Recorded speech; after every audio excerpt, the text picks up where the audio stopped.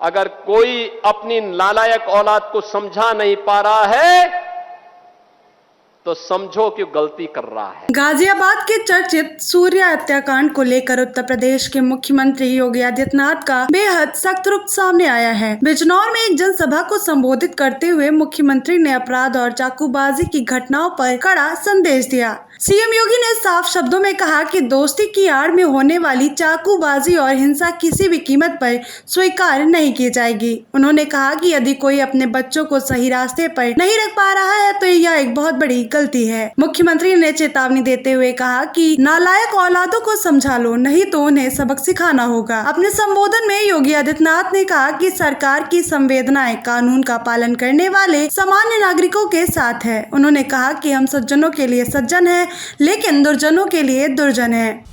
देश की यशस्वी प्रधान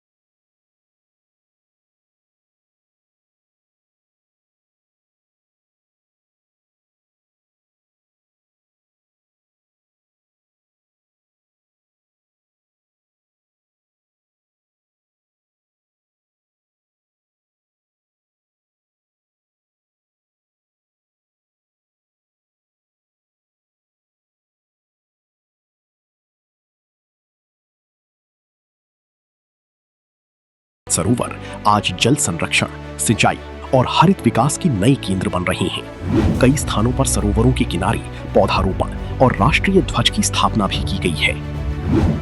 अमृत सरोवर योजना केवल जलाशयों का निर्माण नहीं, बल्कि जल सुरक्षा, पर्यावरण संरक्षण और आत्मनिर्भर ग्रामीण भारत की दिशा में एक ऐतिहासिक पहल है। ये विकसित उत्तर प्रदेश की उस नई पहचान का प्रतीक है जहां विकास और प्रकृति साथ साथ आगे बढ़ रही हैं।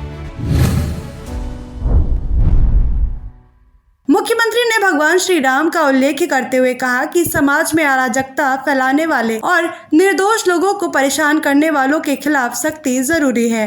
दोस्ती की आड़ में छुरेबाजी स्वीकार्य नहीं और कतई स्वीकार्य नहीं होगा।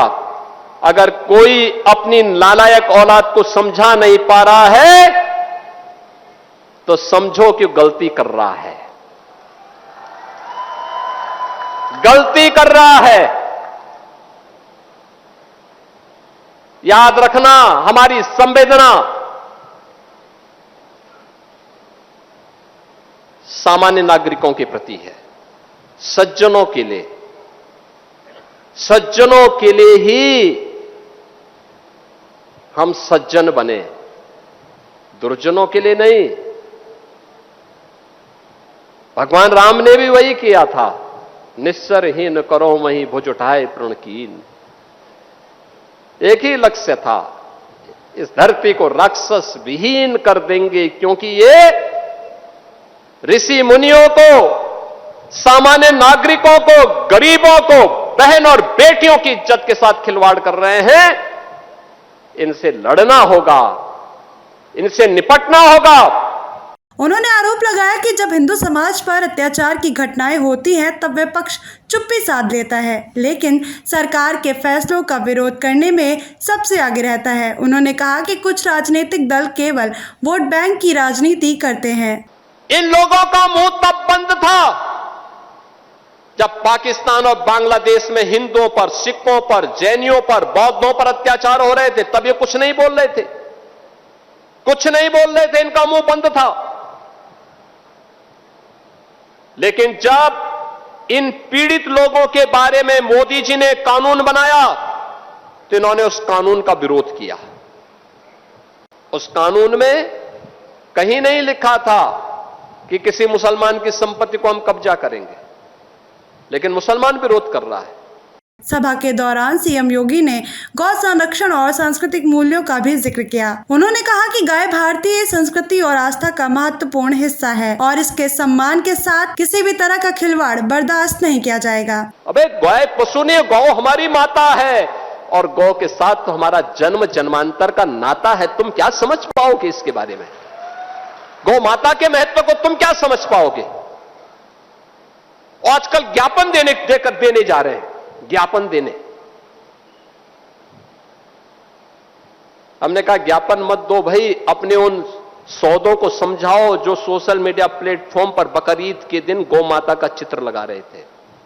उनको समझाओ, और नहीं तो वह दुर्गति होगी कि कई पीढ़ियां याद करेंगे। अपने संबोधन के अंत में मुख्यमंत्री योगी आदित्यनाथ ने राष्ट्रीय सुरक्षा का मुद्दा उठाते हुए कहा कि देश की सुरक्षा के साथ कोई भी समझौता नहीं होगा। उन्होंने कहा कि भारत अब हर चुनौती का जवाब देने में सक्षम है और किसी भी दुस्साहस का मुंह तोड़ जवाब दिया जाएगा। फिलहाल मुख्यमंत्री के इस बयान ने प्रदेश की राजनीति में नई बहस छेड़ दी है और सूर्या हत्याकांड एक बार फिर चर्चा के केंद्र में आ गया है। तो आगे क्या होता है, इसे देखने के लिए बने रहिए यूपी न्यूज़ 9 के साथ।